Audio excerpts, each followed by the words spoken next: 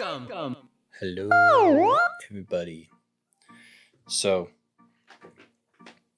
I feel like it's been a really long time since I've streamed, but I don't know actually if that's true or if it just feels like a long time. But I'm trying to just kind of be more on Twitch, like I wanted to just kind of get on here and share some stuff, talk to some people, and lately I guess I haven't been in the best mental state, just being kind of honest and real with you about that. And stuff that brings me joy sometimes, like streaming or making my YouTube videos, it's like sometimes hard to get around to with everything else in life. But I've been working on other projects, some undisclosed projects, and those are coming along. But I've just kind of been stalling on my latest YouTube video. It's been over 2 months since I last posted a video, which was Megan on the Go and I, and our podcast, the second podcast, Adventures podcast. And I really want to get back into that. I want to get back into doing the podcast. It's got a new name now. I need to make the graphics for that, which I've been kind of dragging my feet on. So that's coming up. I am working on this YouTube video, but it's actually, I believe it's going to be my last India video, last vlog in India. So stay tuned for that. It's going to be me in the Hampi ruins. And it's, then the next one is Hong Kong, and then some China vlogs. And, kind of between that, I want to do more kind of, I guess, talking head videos, me just kind of talking at you. And so I'm working on that stuff. But sometimes it's just hard to get around to everything when life gets in the way. But I really want to make more of an effort. It's just hard sometimes, but I really do like making videos. I like streaming. I like doing all this stuff. I'm going to do it more because I actually think it is healthy for my mental state. And I want to be more, consistent with it. It's kind of like when I, started working out, and it became a habit. And now, like, when I don't, it's kind of weird. And I want to always run, and I want to work out, and it feels good. And, it's part of a habit now that I've had, and something that I treasure in my day, taking the time to exercise is really important to me. And I want to have, I guess, video production, streaming, making videos for YouTube be something that becomes a habit. I need to work better on my schedule. And listen, I now have 510 subscribers on YouTube, which is amazing. And it's just like, when you sit and think about it for a second, I know that's not a big number for YouTube, but 510 people thought, I like this stuff enough to subscribe, and that means a lot to me. And I know for a fact that most of the people that are subscribed to me are not people that I personally know. So I really appreciate that, and I want to give back more to those people that are expecting stuff, that subscribe, that want more out of me. So I have some really big ideas. It's going to take a lot of work. I'm excited for it, though. I just need to kind of get a move on, and just put the nose to the grindstone, if you will, and just get it done. So I'm really can't wait to do that. And I am actively working out right now. I have some other projects I've been doing for some other people. But I need to start working my own projects again, because it is something I do take, pride in to a certain extent. I'm very self-critical of my work, but I do enjoy doing it. And that's honestly, that's why I'm doing all of this. It's not I don't want anything out of it, just except for the satisfaction of doing it. I really like making videos. Every single time I stream, every time I make a YouTube video, I work on it, I learn something new. I've been working on Adobe Illustrator lately and teaching myself how to do that by working on some projects for friends, and just getting better at it. And I've been able to, do some of that work and getting better at Photoshop, After Effects, and in Premiere Pro. And I just gained so much from learning and doing it. And it's stuff that I never knew I was capable of doing, just kind of like so second nature. So that's really cool to me, just learning that. And I really came to the conclusion, I know this is like, I'm gonna get into the game in a minute, but I just wanted to talk for a little bit. I know that it's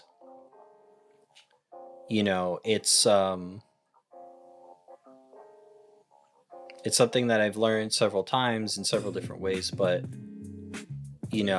learning by doing is, in my opinion, totally the best way. And I feel like not many people would argue with that. Whenever I've learned languages best, for example, just to give an example, it's been when I've been living in a country that speaks that language in that environment, or I've been in a program where you're only allowed to speak that language for a prolonged period of time, and just kind of getting thrown into the fire and figuring it out and not trying to be perfect right away is a big lesson, I think, that a lot of people are scared of. And I mean, rightly so. I understand, it's scary to, kind of just do that. It's scary to have your, comfort zone out of whack and just kind of get thrown into the fire, sink or swim kind of thing. But when you're in that situation, you swim because, nobody's going to sink, like most people are not. And that's, really what I think I have to do. Like, I want to make more videos. I want to be more consistent, and I want to have it be a habit. And, you have to train that habit muscle. You have to actually do something and have it be a sort of thing that you work on. You build that habit. It takes a long time for that habit to kind of get going. But, I need to fix my schedule. I need to get myself in order with that. And that's something I want to do. Another thing I want to do is I want to get back to language learning content on here as well. At the beginning of being on Twitch, I was kind of doing half and half, gaming and language related content. And especially now that I haven't done the podcast in a long time, that kind of travel, even, or cultural aspect is missing a little bit. So I want to get back to that, because I really do enjoy that. I am working on a way that I can kind of set up some sort of system where we could do like learn with me stuff and learn with me streams. And I'm really excited about that. And I felt like today I just want to kind of chat. I know it's later than I normally stream, but I just want to come on and I wanted to share my thoughts, even if no one's listening. Because it's funny, sometimes you stream and you talk in this format where you're looking at camera and you don't really know if anybody's hearing you, right? But your intent is to talk to somebody else. It's almost like a diary. And then you leave your diary somewhere and maybe someone will pick it up and read it. That's kind of what being on Twitch is like. It's kind of what, like, any of these kind of content creators, any type of content creator is kind of like, you put stuff out there and you see what happens to it. Is anyone gonna, look at this? Is anyone gonna listen to me? But there is something kind of cathartic about just doing it. And that's the thing. A lot of people are paralyzed by fear, and I am too sometimes, and fear of starting, fear of doing it. But that's honestly the scariest part, is the thought of doing something out of your comfort zone. The thought of, maybe it's like when you're in the bed in the morning, you wake up and you don't want to get out from under your covers. You're like, oh no, comfy. And you don't want to get out from under your covers. You don't want to face the world because you're in your little dream swaddle, your little bed nest. And You know, you don't want to face the covers come off and you're cold and then you have to pee the second you stand up. And I don't know about you, but that's me. The second I start moving, I'm like, oh no, now I have to pee. But yeah, anyway, what was I saying? Yeah. So, but anyway, yeah, but the scariest thing about waking up is the thought of waking up. You're like, no, I just want to go back to sleep. But once you get started, once you're, you know, kind of in the swing of things, then you're like, okay, I'm awake. I did it. Like, I did step one. Step one is done. I'm awake. And now I'm going to, you know, do my day. I have to do what I got to do. And that's kind of the thing is like, I like subconsciously, I wanted to come on today and just talk because maybe I needed to talk to myself and like have a mirror, you know, but most people are not going to just kind of sit down and give themselves a pep talk or talk to themselves. But I kind of feel like it's kind of useful to me sometimes, like when I make videos and I share my thoughts and I you know, saying them out into the void, even if no one hears, you hear it, right? So what you say is kind of like reflected back to you. It's kind of like sometimes when you have a friend, sometimes you just want to talk. You just want to share something. You're not necessarily looking for advice, but you want to work through it by talking to somebody else. So yeah, I think it's a kind of a way that you can kind of record something and say like, I'm making a commitment, you know, I'm doing this, or I feel this way. And I think that's what I want to do today is just say that I'm going to try to make this a habit. I'm going to try to be more consistent. And it might sound silly, like, okay, you know, doing Twitch, doing YouTube, you know, it's not something important, but if it's important to you, then it's important, right? So if like I do, you get some sort of positive thing from making videos, even though it's hard. It really is hard to stay consistent. It's hard work to make videos, even the stupidest, silliest videos, something that seems super short and easy, whatever. Sometimes those videos are even just hard to do. Sometimes you don't feel like editing. You don't feel like parsing through all of your footage. Sometimes you don't want to, you know, sit down. You don't want to shave. You don't want to shower. You don't want to like, what am I going to wear? And then just shoot yourself on video and you know, mess up a bunch of times and, you know, just start the process. You don't want to like, even just setting your camera up can be like, oh, because it does take a lot to just kind of sit down and make a video sometimes. And anyone who's kind of tried it knows what I'm talking about. And if anybody's watching who you know, is kind of like me, you know, a novice video maker, like a, you know, whatever they call content creator now, I don't know what label people have for this stuff, but I like making videos and I'm not an expert at it. I don't claim to be like some sort of, you know, big person in making videos or anything like that, but I like doing it. I don't know why. I don't know. Maybe I'm vain. Maybe I don't know what it is about it, but I just like making videos. I find joy in editing. I find joy in that stuff. But, you know, I think people misunderstand sometimes, you know, things that bring people joy sometimes are not easy to do, even if you like doing it. So I think there's a balance you have to get when you're, you know, doing something and that you like, but you're kind of like figuring out a way that you can kind of like bring yourself to do it. Sometimes that process is even just hard. And this doesn't just apply to, you know, making videos. You could be for anything. You could be, you know, an artist. I used to paint and draw a lot and use, you know, pastels and all different mediums. I used to love it. And at the same time, it stressed me out more than anything. Because I always wanted to make it perfect, and I always felt like it was never finished. And I would sometimes spend months on one drawing or one painting or whatever I was doing, and I drive myself crazy. And at a certain point, I had to just let go and let it be what it is, and say I'm kind of done with it. And then sometimes I pick it up a month or two later, I'd fiddle around with it more, and I'd make another version. I'd try, and you know. To a certain extent, it's also kind of messy. So like sometimes, especially painting, it would be a whole setup. And then you know, it would take time to paint. And sometimes I'd do it over the course of days. And, you know, my parents would get annoyed that my stuff was everywhere because I grew up kind of in a big family, a lot of people in the house. And, you know, so then you had to clean up and you had to reset it up. And where are you going to put the painting to dry? Where is it going to be safe? It was, you know, I liked doing it, but it got me stressed out at the same time. And there's a certain period where I kind of shifted. I wanted to be an artist. I wanted to be an animator. I wanted to be a game designer, something like that.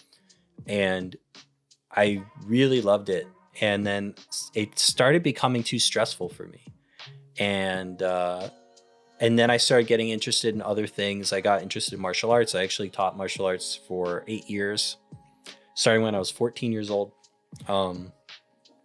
Technically, that's when I like started getting paid, we'll say.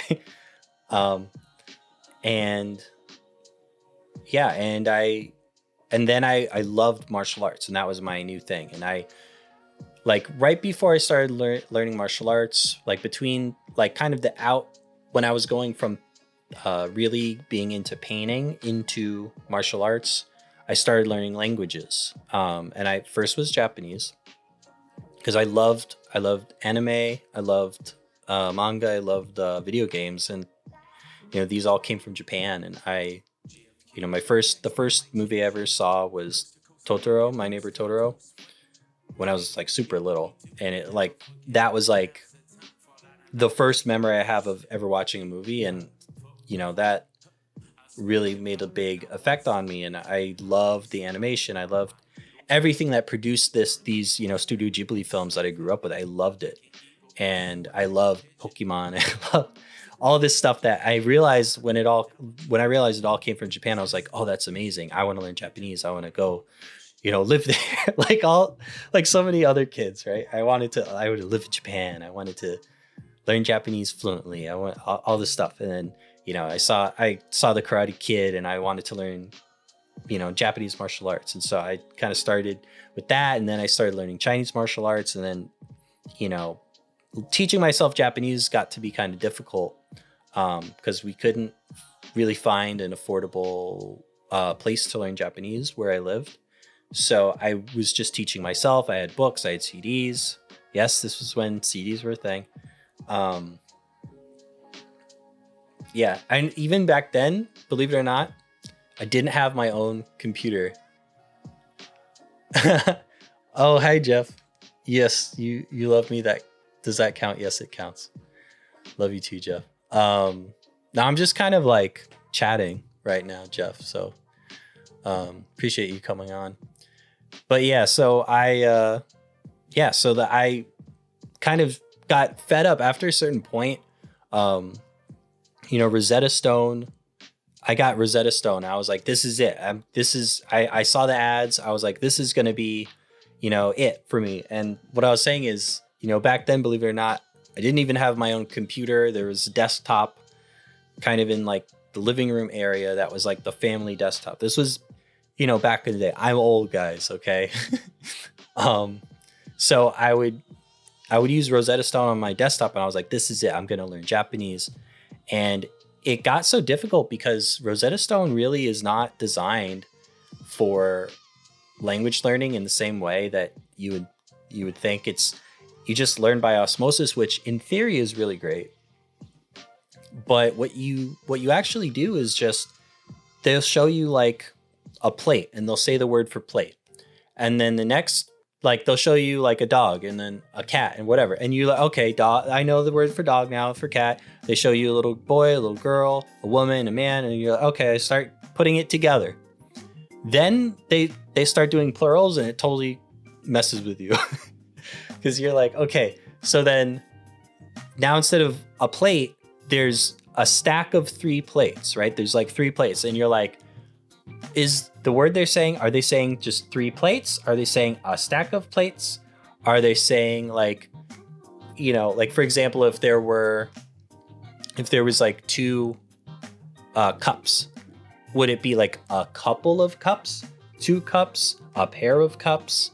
You know, like, would they use the word glasses instead? Because it's a glass cup. Is it a cup? Is it a glass? Is it, you know, and you don't have that context. So it's really hard to kind of it's really kind of hard to know what exactly they're saying. And then you have to look it up, and it defeats the whole purpose of learning through osmosis. If you're learning in a natural environment, you do pick it up naturally based on context, but they don't really give you too much of the context, especially like, I know I'm totally getting on like a sidetrack here, but it's okay. This is just a stream of consciousness stream. Okay. I'm just streaming my consciousness to you. So, yeah, what was I saying? Oh yeah. So they'll show like a man in front of a house. Like I remember this picture. There's a guy leaning on a house, and they said some sentence. And I was thinking, is this man in front of house? Is this man and house? Is this man leaning on house? Is this man leaning on red house? Cause it was red. Like I was trying to, at a certain point, it becomes counterproductive. And for basic nouns, it's great. Okay. That kind of thing, that's great. But after a while, you need context. You need to learn in a real environment, or else all of that stuff you're going to have to do the work of like being your own teacher and like taking the sentence, copying it somehow and searching it, trying to find through like, dictionaries, and it's ridiculous. And I don't recommend Rosetta Stone personally, especially not for a language like Japanese. Maybe if you're an English speaker for like a Romance language like French or Spanish or something, maybe, okay?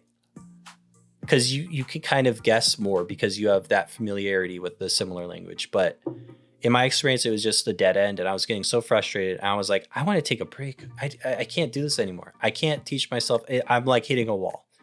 And I was 11 when I started learning Japanese, or 10, something like that. 10 years old, I think. I started teaching myself Japanese, and when I was 15, back then I could read katakana and hiragana, like the kind of alphabet systems of Japanese. I totally forgot it now, but I used to know that. But yeah, I kind of hit a wall, and I was like, let me try something else. And I had started learning Chinese martial arts. I started learning Kung Fu. And so I was like, let me try Chinese, because, China's where Kung Fu comes from. And I was learning Japanese because I was doing Japanese martial arts. And so then I started learning Chinese. And first of all, there was somehow better resources available online. And I started picking it up easier because the grammar is so much easier. Chinese grammar is so much easier than Japanese grammar. And it was like an epiphany. And I started, like picking it up, and I was like, oh, this is amazing. Even though the characters are freaking hard, the grammar actually and the logic behind Chinese is way simpler than Japanese. Japanese got all these honorifics and all these different systems and like different ways you address people based on their status. And yes, all languages have that to a certain degree. Chinese, though, is very straightforward compared to Japanese, in my opinion. So you learn a lot really quickly. And then there's actually a place where I could study at a local community college. And so I started taking Chinese classes, like the first language class I ever took. I think I was 15 years old when I started learning Chinese. And then, I picked up the spoken language really quick. And then the characters were kind of a pain in the tuchus later, but whatever. That's a story for another day. But I don't know why I went on this tangent, but basically, my point is this, learning languages became like a passion that I shifted from, really being into art. I was like an art kid. I loved art. I loved animation. I was like, I'm going to design video games one day. I'm going to be an animator. I loved it. And then it slowly became, martial arts and language, like, that was kind of like my new passion that I was shifting to. And then I kind of got, into, long story short, I went to China for the first time, totally changed my life. That's a story for another day. I'm going to make a video about that story. But after that trip, I came back and I was like, I think I want to go to college now. I wasn't planning on going to college. I was going to become a martial arts instructor. I was already like pretty much teaching full time, but I was going to own my own studio. And then my plans changed. I went to community college. I learned a lot about leadership and about different student organizations. I started a student organization that was, an exchange of language and culture. And I was, part of all student government, all these different things. And then I got into, human rights related things and all these different interests. And then I, graduated on to my 4-year school and I studied Chinese and human rights there. And it's funny how all of that kind of changes. And then after college, when, my last semesters, my summer semester in India, and then my last fall semester in China, that's when I started making videos. And I fell in love with just the thought of, because I loved vloggers, like travel vlogs. And I watched YouTube like religiously every day. Like, I watch way too much YouTube. Like no matter what I'm doing, watching YouTube usually on the side. But that became something that then I started, and I didn't go to college for it. I never studied it, but I that's something that I've always done is like, I'm interested in something and I learn about it and I take it upon myself and then I know how to do it. And that's kind of what happened with making videos. And now that's something that I've kind of lost momentum with and I want to get it back. And so today I'm just saying that's what I'm kind of making a commitment. I know I've done this before. I've said, I'm going to do this, but it takes a lot of effort. It takes some time. Sometimes, you set out with good expectations of yourself and you try to set these precedents and commitments and things fall apart, and that's okay. And it's okay that things don't go your way or you had good intentions and then, you didn't deliver on them. But just because that happened before doesn't mean that's always going to be what happens, right? And it's up to you. No matter what anybody else says, and this is something I really need to remind myself of. It's sometimes hard to remember this, but you are in control of yourself. Your whole destiny is what you write. That's what I believe. I believe the only fate and destiny is the past. The past is something that we can't change. We can learn from it. We can amend our mistakes or our transgressions. We can apologize. We can try to move forward and learn, but you can't change the past. In my opinion, what I believe, the only thing known as fate or destiny is in the past. Everything in front of you and ahead of you is unwritten. It's up to you, to decide your path. You choose, do you go left? Do you go right? Do you go down the middle? That's your decision. And nobody can take that away from you. And if you physically are not able to walk there, or maybe you feel stuck mentally, you can make that change. As long as you can think, you could be free in your mind. And that's something that I need to remind myself of. Like I'm telling you, and yeah, I think I just wanted to sit today and talk. And, if someone sees this and they watch it and they find it, useful or interesting, I don't know, then that's cool. And if not, then, I think it was useful for myself just to kind of get the words out in the universe. I think sometimes part of the struggle of doing something is just, speaking the words and then manifesting it, right? Like sometimes you need to talk to somebody, even if you're just talking to a camera, even if you're not talking to anybody. If you're talking to the mirror, you're talking to yourself in your head or whatever. Sometimes you just need to have a conversation and work through things. And then, you can put that in motion just by the act of speaking it, right? It's almost like a magic spell. It's like when you say it, it becomes real. And then once it becomes real, it's attainable. Or if it's fear, something you're afraid of or whatever, then you are facing that fear, right? So sometimes just saying it and talking is powerful. And I think that's kind of what I'm doing today. But moral of the story. Oh man, I was talking for a long time. Thirsty. Moral of the story is I want to be more consistent with my video making. I want to make it a habit. I've said this before. I'm sure I'll say it again. But, you know, it doesn't matter that you have failed in the past at something that you want to do. It just matters if you keep getting up, because almost nothing happens immediately perfectly. Like, there's a learning period, and there's, you know, how many times, you know, think about the first person that ever, like, you know, baked a pie, right? You know, the first pie that person baked is probably not perfect, but the more that they baked, the better it got. And, you know, maybe, you know, I've baked some pies in my time, to be honest. And first pie wasn't that great. Second pie was better. Third pie, oh, it was pretty good. I'm getting better at it. Fourth pie, the crust was so hard it was almost inedible. But I learned from that. I tried something a little different, experimented, and then I learned that's not the way to go. And so my fifth pie was probably the best pie then, because I took a step out of the comfort zone, tried something a little different. That didn't really work, but that's okay. I learned from it.